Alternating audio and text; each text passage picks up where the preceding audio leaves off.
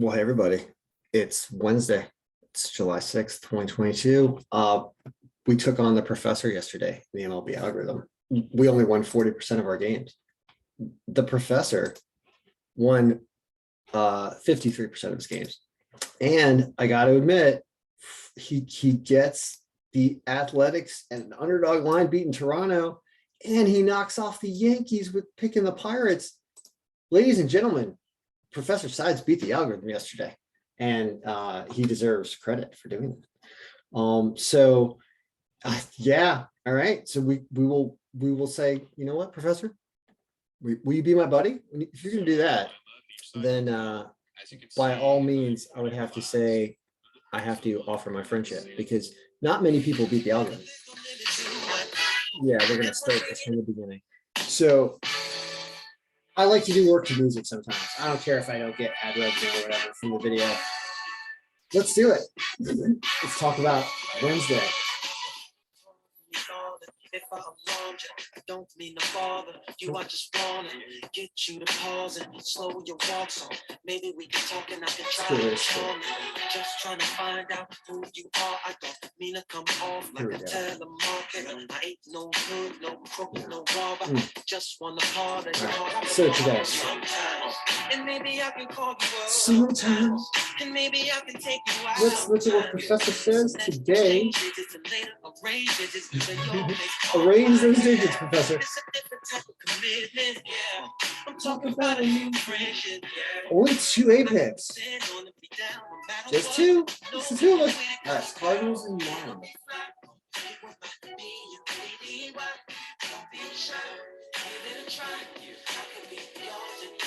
You're not playing music.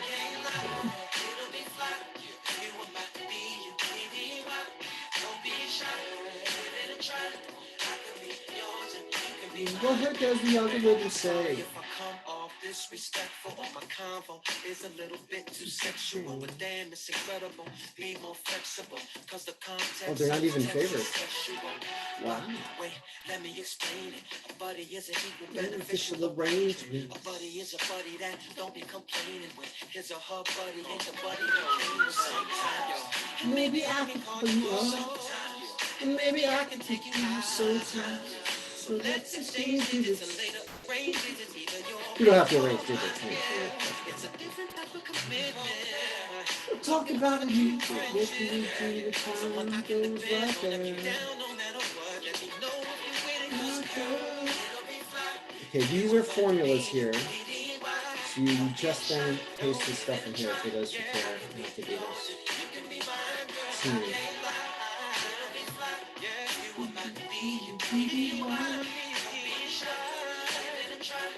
I could be yours and you could be mine. What I'm really trying to say is the definition of a real buddy is that one, yeah. All right. We don't care about yesterday anymore, cause it's a new day. So let's go through spirit, and we gotta change the range right here. I think all we have to do is just do 6, and I'll do it. And 32. I don't even think we have to go down to row 32. We could have stopped at row 30. Is where the data stops right here. This is row 30. So if you go here, all it has to be is to AF 30, and that should work. And I believe there are 14 games. And some of the pick ranks are tied. You could be mine. So his 2 picks of St. Louis and Miami are way down here at a negative 7% margin. St. Louis and Miami -5. So he could pick off 2 more against the algorithm today.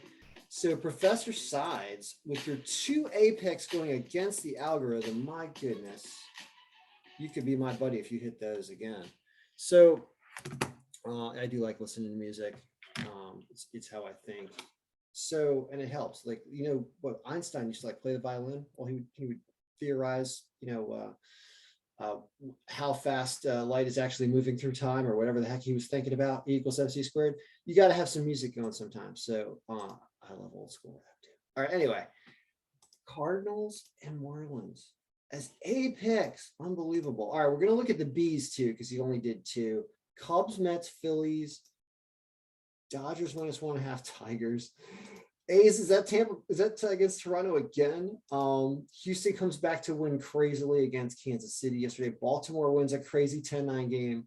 One thing I have to say about yesterday was when you look at the games yesterday, it's tough to look at. Here, Baltimore's game right here predicted, it says 6 runs here, but in the Google sheet, it predicted like 9 runs because of weather. And I bet over like 12.5 at 280, whatever. They had 19 runs in that game. And it was funny because let's see, we unhide sheets. You go to view hidden sheets. You can look at the sheets that I just hide every day. Not to hide them, but just to get them out of the way when we look at other sheets. So that Baltimore game here was yeah, it was predicting a 9-5 game. It's in a 10-9 tied 9-9, I think, going into extra innings or something. And very easy to hit this over. It was the highest projected scoring game of the day in terms of projected I score yesterday, if you looked at all the games. So in that sense, for that one to hit 19 runs is a really good thing that the algorithm did yesterday. All right, now today and the pivot for today, just so we can glance the algorithm real quick and run over what the professor did to beat the algorithm yesterday, and will he do it again today? So once again, Yankees, bad line. Houston, bad line. Mets, bad line. 2 of these 3 lost yesterday. Doesn't mean they're going to lose today. They got high MXP factors. So there's that. Boston lost yesterday. Also, Minnesota did win and won at that underdog line. So some good things yesterday were the 2 underdogs before stuff switched around yesterday, which is another confusing thing I need to talk about. So when you're looking at games that have, we're going to call it MXP factors below 10 for sure, but definitely below like 15, like all these right here. Philadelphia, Toronto, Atlanta, Cleveland, Arizona. Although margins are a little higher here, but powers are weak. But stuff like this down here, where the margin especially is really low, like Arizona, Angels, these games can actually flip around when lineups are confirmed for the day. And that happened yesterday, as denoted by having St. Louis and the Angels as underdogs on this list.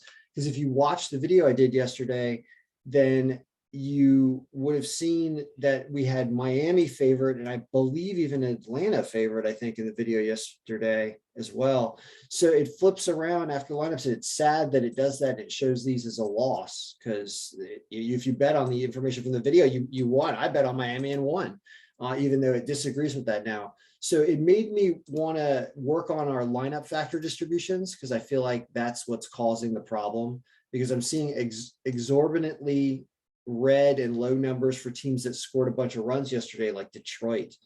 And I was like, well, why did that happen? And what can we do to fix that? But, nobody's paid for this in a couple of days already. And I'm just like, all right, I got to stop. I have to actually go do manual labor work again. I'm not done remediating a house. Not done remediating house from stuff. It's like a hoarding episode. Like if you've ever seen the show Hoarders, where it takes a team of people and trash bags and like and protective equipment to remove dead rats from under, like, wood that's been molded and rained on, and like that. That's the kind of situation we're talking about here. That's why it takes so long, but it will be done reasonably soon. And I'm like 75% done with it. And it feels pretty good to get over that hump, but I can't be. I'm going to listen to some of these games, but I just want to make a wager right now, and I'm not going to be updating all day. So everyone who is talking about, and actually nobody's complaining, so I'm not going to say complain, but if you think I'm going to be in this sheet all day, updating lineups all day, I'm not. I'm actually probably going to set it up, and I might not even do weather because I don't care. And I have other stuff I have to do today. I just don't care. So it's like, you can do it yourself though. When you grab a copy of this, I'm not stopping you. I'm actually giving you a great tool to go, and you can even, on your phone, you can type these things in, and it will start to change scores. So I feel like I've given you enough, even if I don't update the weather and stuff like that. Now, so what are we going to wager today? I mean, you're not supposed to stay away from the good stuff just because it didn't win yesterday. It's not the way this works. So same situation here. We got high projected run scores, but we haven't even done weather, and I don't know if I will. So you've got MXP factors over 20 for 7. How many is this? I don't want to highlight on the table because that stupid table window keeps coming up when you click inside this table. So I just want to browse and look. So it says 3, 6, 7 games all above MXP above 20. So that's Milwaukee Dodgers, Minnesota, Boston, Mets, Houston, Yankees. All right. And they're all, look at the terrible lines here. The only one that's reasonable is Minnesota. And then there's one underdog way down here, which is Arizona. Is that against San Francisco again? Which is one the algorithm kind of picked off yesterday, moving San Francisco down on the list. Yesterday here it says barely. Yeah, and I'm not even gonna browse all. I'm not even gonna try to read into all the pitching stats and look at stuff like, do we need to adjust pitching years for stuff like here? Jose Urena for Colorado, he got traded from Detroit here and only had 7 innings. So if you purchase a copy of the Excel file, you want to copy this thing so you can mess with it if you haven't done it yourself. This is a different score. He's got a poor ERA for Detroit last year, 2021. That's an alternate scoring prediction here as opposed to this one, which is actually a little more favorable to him, even though he's had very limited innings. So all that being said, am I going to leave you guys with anything other than music? Well,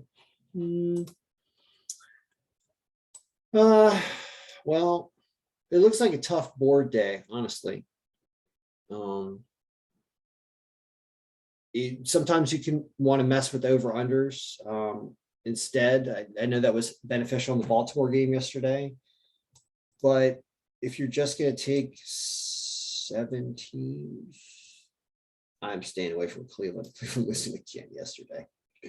And Milwaukee, I mean, look at these lines are terrible.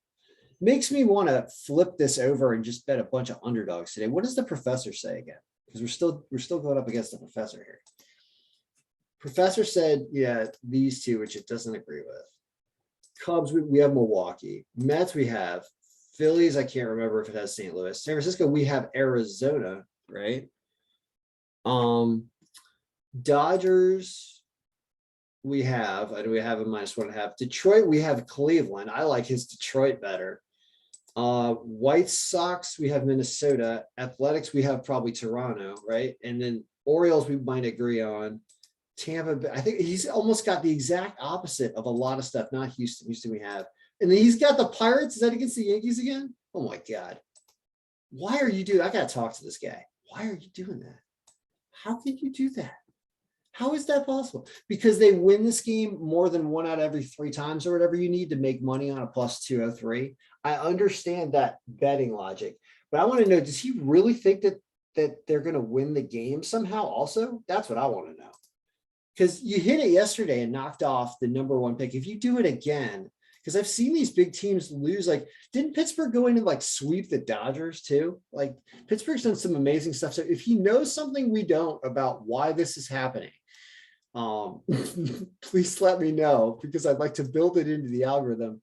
Because I will say this about Professor Sides is he gets his, I mean, he's been through a lot, and he also gets his work up there and really provides quality content, but he shows profitability. He doesn't lie. He's a good guy, clearly. And when you start knocking off algorithm #1 picks and other stuff, like, that does not happen all the time. And so I want to see how this goes today. And I want to see, especially if the 2 you pick that the algorithm does not like both win. That would be amazing. I do not expect it to happen. They're not on here. I mean, we think those games, how do we think they're going to lose too? Let's see if the algorithm also can predict game flow. The St. Louis game, Miles Mikolas a good pitcher, actually. This game says that Max Fried is too strong, though, in Atlanta at home, even though the algorithm doesn't work into account home and away, unfortunately. Yeah, I'm still not doing that. But the lineup factor is strong, but my lineup factor kind of needs work. So I could lose the game. but it says the Atlanta's 11th pick has a 23% power. This is pretty strong for Atlanta. So I'd be really surprised if St. Louis wins this game on the road, but they could do it with really good pitching out of Miles Mikolas. That's the way that would happen. So you can see that it's a game that's actually less than a run and could be a 3-3 tie according to this score. I don't know what the weather's like. So that's that one. What about the Miami one? Because he's calling out two picks that like LA, because this is the Angels and it's Ohtani. Trevor Rogers' ERA is really bad. I don't know. The lineup factor, not great, but it's Ohtani trying to win on the road in Miami. Well, it is a closer game. I'll give you that. And this line is terrible. So I agree with you that the 140 for Miami makes sense. That I totally agree with you at this range where you have a 5% margin and Miami is home. So I can see why you're smarter than the algorithm here, Professor. I kind of agree with you.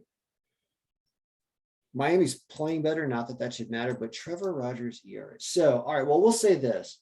If Miami wins this game, it's because they have to outscore the Angels because Trevor Rogers is supposed to give up some runs. So that means that this ends up being like 7-5, 6-5 Miami, okay? Which means they blow through the over, all right? So while the pick is a 13 pick by the algorithm anyway, and it essentially says you're below margin range. Where is it on the MXP factor? That game for MXP factor is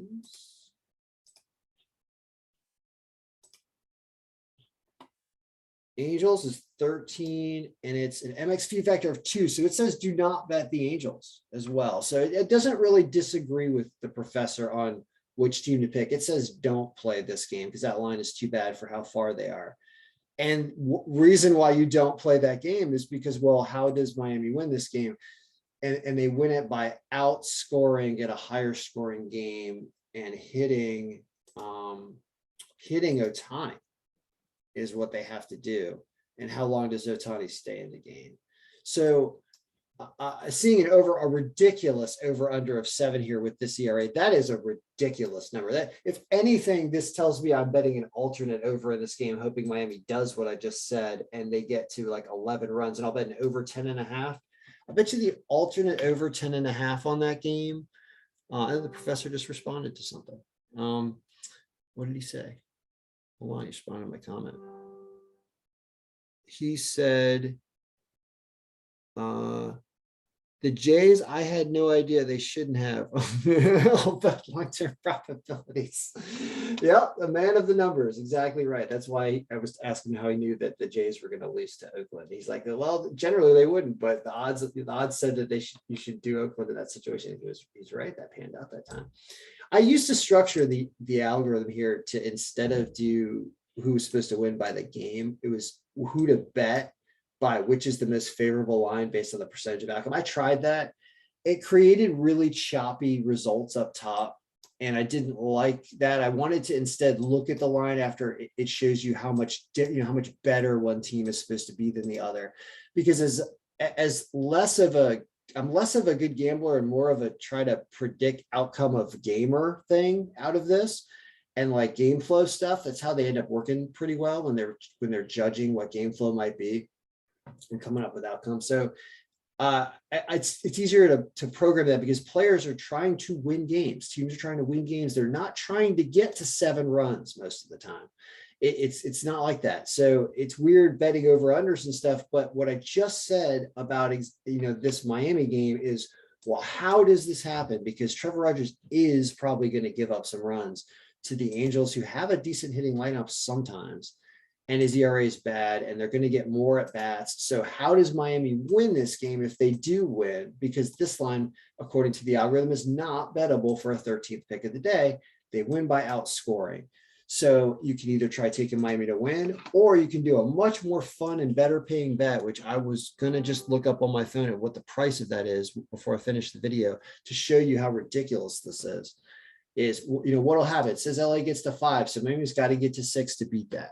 Right. So assume you have a 6-5 game of 11 runs. What is the over under on 10.5 pay? I bet you it's going to be like plus 300. Let me look. It is Miami. Over, under.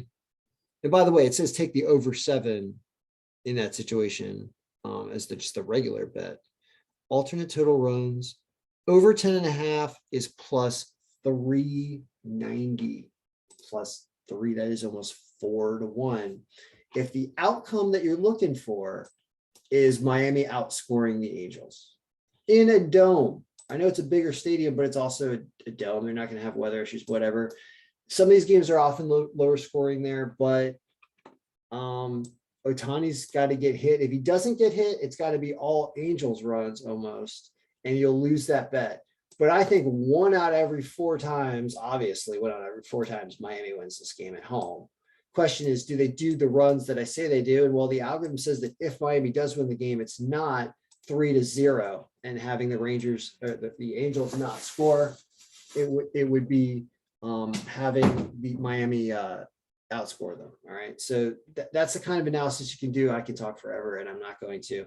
So that's the one thing that I'm going to do today is bet this alternate over, because I don't even want to pay attention to the rest of it else. I got too much to do.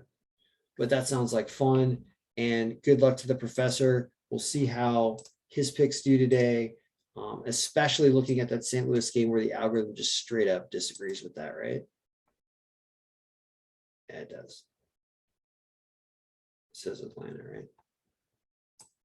It says that it's a good pitching matchup, and I see why it's a good line on the road. Really, plus 1.5 is what you want to do here. That's what the algorithm says to do.